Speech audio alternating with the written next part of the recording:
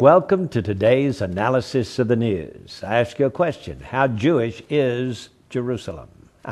That's the question posed in an article put out by WorldNet Daily. You know, the Palestinians have said that there never were any Jews in ancient history in and around Jerusalem. In fact, no temple was ever built there. The Palestinians say there's no evidence of a Solomon's temple or a Herod's temple ever being there in the first place. I don't know how they can be so blind as to say that, but there are political reasons why a lot of archaeologists would rather not believe the Bible. You know, you have to prove the Bible in order to believe it, right? Well, I've got good news for you. David's palace has been found. It's been found just south of the Temple Mount and north of the old Jebusite city of Jerusalem. Right in that area,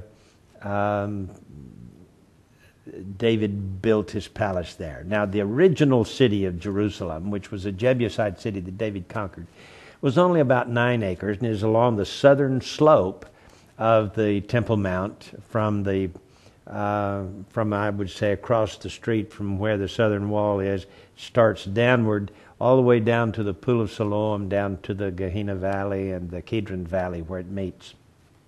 Well, no one has been able to find King David's palace, but the Bible says that he built it there. And of course, a lot of people have been saying, well, don't bother looking for it because you never will find it. There never was a King David. That was just made up by the rabbis. Well, Dr. Eliot Mazar, world authority on Jerusalem's past, has taken King David out of the pages of the Bible and put him back into living history. Mazar's latest excavation in the city of David in the southern shadow of the Temple Mount has shaken up the archaeological world.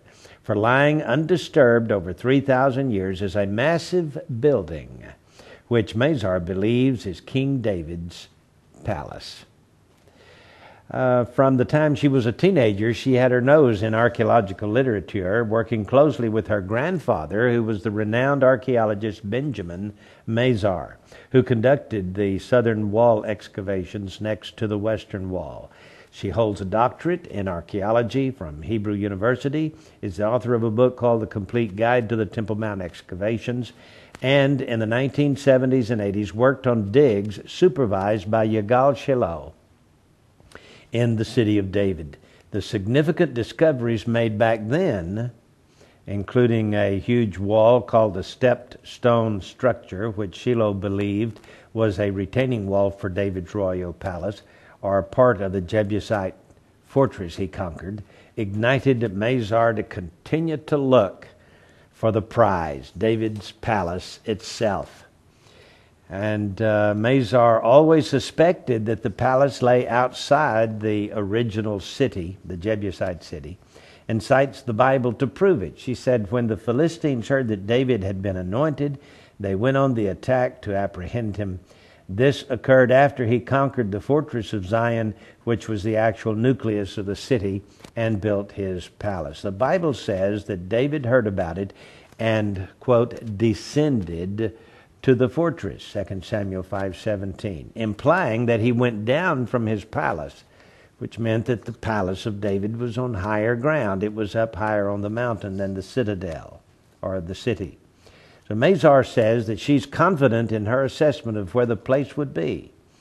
And what she discovered was a section of a massive wall running about 100 feet from the west to east along the length of the excavation underneath what until this summer was the Ir David Visitor Center, the City of David Visitor Center, and ending with a right angle corner that turns south and implies a very large building.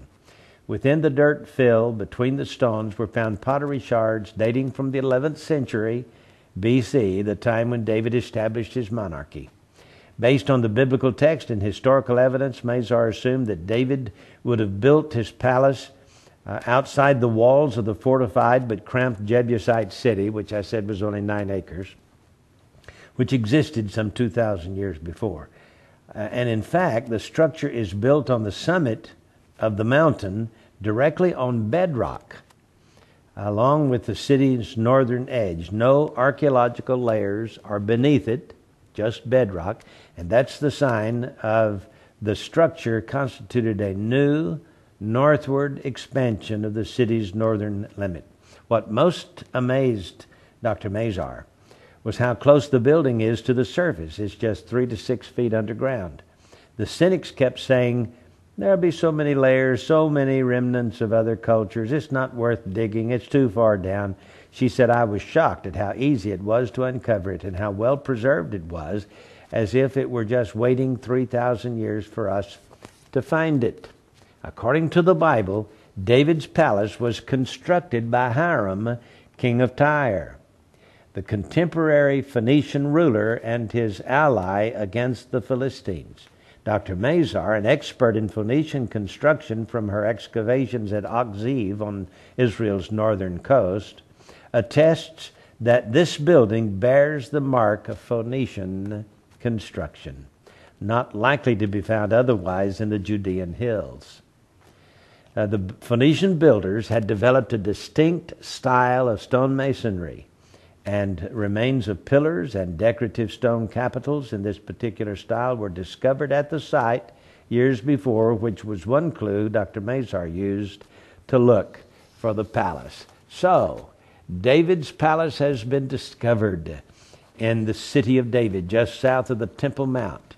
I don't know about you, but I'm excited about that because it's a thrill to me to see that archaeology has proven biblical history to be factual.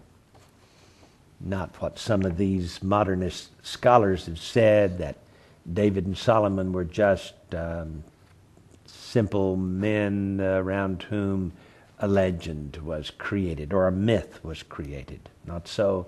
They really lived and ruled in Jerusalem. Well, one more item I'd like to bring to your attention. In the last 3 days, there have been 3 earthquakes over 6.0 on the Richter scale. Yesterday, there were 6 earthquakes around the world. I mean significant. They were over 4 on the Richter scale. On the 5th, there were 6 earthquakes also on the 5th. On the 6th, 6 earthquakes. On the 5th, 6 earthquakes. On the 4th, that was Saturday, there were 13 earthquakes around the world. And on Friday, there were 19.